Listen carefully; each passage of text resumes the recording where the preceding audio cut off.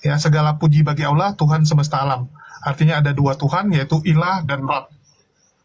Ilah untuk Tuhan-Tuhan kecil atau berhala, Rabb yaitu Tuhan yang pernah nuzul atau menjelma menjadi manusia sempurna ya. Ini bahwa sesungguhnya Muhammad itulah yang sebenarnya Allah tuh.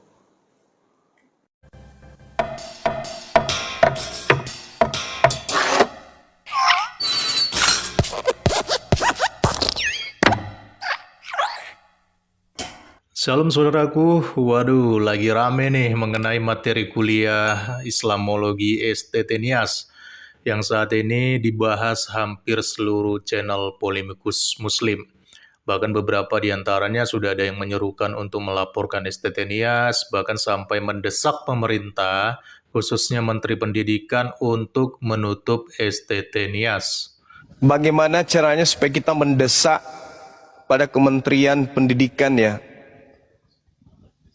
untuk menutup semua sekolah teologi yang ada di Indonesia ini?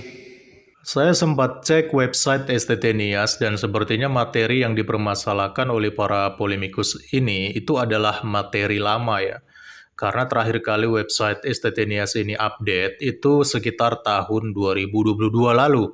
Dan saya juga coba cari materi lengkapnya seperti apa, tetapi nggak ketemu teman-teman. Jadi saya hanya bisa menyaksikannya lewat beberapa reaction dari para polemikus Islam di dalam channel-channel mereka terkait dengan materi STT Nias, khususnya mata kuliah Islamologi ya. Dan ada satu pembahasan dalam materi ini yang dipermasalahkan oleh para polemikus mengenai Muhammad sebagai Rob ya. Mari kita cek dulu videonya.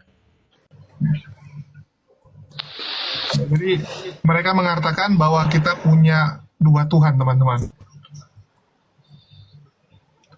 Ya, Alhamdulillah Rabbil Alamin, mereka artikan ya segala puji bagi Allah, Tuhan semesta alam. Artinya ada dua Tuhan, yaitu Ilah dan Rabb. Ilah untuk Tuhan-Tuhan kecil atau berhala, Rabb yaitu Tuhan yang pernah nuzul atau menjelma menjadi manusia sempurna ya. Ini dipelesetkan seakan-akan bahwa umat muslim itu seperti mereka. Dan saya rasa ini lagi viral juga karena Edis suka sekali membawa narasi masalah Rabb ini. Kalau teman-teman yang nonton ya debat-debat yang kemarin-kemarin antara Edis dan apologet Islam lainnya, kalian bisa lihat bahwa materi ini juga dibawa oleh si Edis. Jadi dia mengatakan bahwa umat muslim itu punya dua Tuhan. Ya, jadi ingin menyamakan dengan mengatakan bahwa yang satu adalah Allah, yang satu adalah Nabi Muhammad SAW, itu kita anggap sebagai Tuhan juga. Luar biasa ya. Jadi ini materi-materi yang ada di STT Nias tersebut. Ya, memang narasi Muhammad sebagai Allah atau Rob ya, atau juga sebagai Tuhan ya, ini lagi marak belakangan ini, apalagi dengan munculnya Edis TV yang berdebat di TikTok bersama dengan para polemikus Muslim yang juga sering membahas masalah ini, teman-teman. Bahkan beberapa di antara para polemikus ini menolak pendapat Edis TV yang mengatakan Muhammad itu sebagai Rob. Tetapi nggak sedikit pula akhirnya di antara mereka yang menjadi bingung dan kemudian secara nggak langsung mengakui bahwa Muhammad itu sebagai Rob ketika Edis TV menjelaskannya. Disclaimer ya, saya sendiri nggak terlalu peduli sebenarnya dengan masalah ini ya. Saya nggak peduli Muhammad itu mau dikatakan Rob atau tidak dikatakan Rob, itu bukan urusan saya. Di sini saya cuma ingin menjelaskan bahwa ternyata pendapat Muhammad sebagai Allah atau sebagai Tuhan, sebagai Rob itu sendiri, itu juga muncul dari kalangan Islam. Cuma sayangnya ini nggak begitu dibahas oleh para polemikus Muslim. Ini dia videonya. Zat ini siapa namanya? Zat ini namanya Allah. Sifat siapa namanya? Muhammad. Ustaz tanya lagi, Ibu Rani lagi. Bilang kan tuh ya Ibu. Untuk memandang Allah, lihatnya kemana? Untuk memandang Allah, lihatnya ke Muhammad. Apa sebabnya untuk memandang Allah tuh lihatnya kepada Muhammad? Muhammad itulah wujud Allah, Muhammad itulah kenyataan Allah, Muhammad itulah cermin Allah. Ini gunakan bahasa cermin. Kalaulah Muhammad itu kenyataan Allah, Muhammad itu adalah wujud Allah, patrikan mati ini bahwa sesungguhnya Muhammad itulah yang sebenarnya Allah tuh. Saya disclaimer terlebih dahulu ya, video ini saya lihat itu muncul di Facebook. Tolong koreksi saya jika video ini ada video fullnya dan narasinya berbeda dengan video yang singkat ini. Karena kalau berdasarkan penggalan video ini, maka narasi yang dikemukakan oleh Ustadz ini itu adalah Muhammad sebagai wujud Allah, sebagai kenyataan Allah. Muhammad adalah cermin Allah ya, kata si Ustadz ini. Bahkan kesimpulannya, maka sesungguhnya Muhammad itu adalah Allah ya. Itu yang kita dengar tadi di akhir dari video ini. Jadi kalau berdasarkan video ini, maka apa yang dipermasalahkan oleh polemikus muslim tadi ketika membahas salah satu materi STT Nias tentang Allah dan juga Muhammad, maka nggak jauh berbeda sebenarnya. Dan sebenarnya banyak kok di YouTube para pengajar-pengajar muslim yang punya paham seperti ini. Cuma mereka nggak terlalu dipermasalahkan oleh para polemikus Islam, teman-teman. Dan nggak begitu diviralkan. Nah sekarang giliran ada STT yang membahas narasi yang hampir sama dengan Ustadz tadi. Baru mereka ini kepanasan kejang-kejang, teman-teman ya.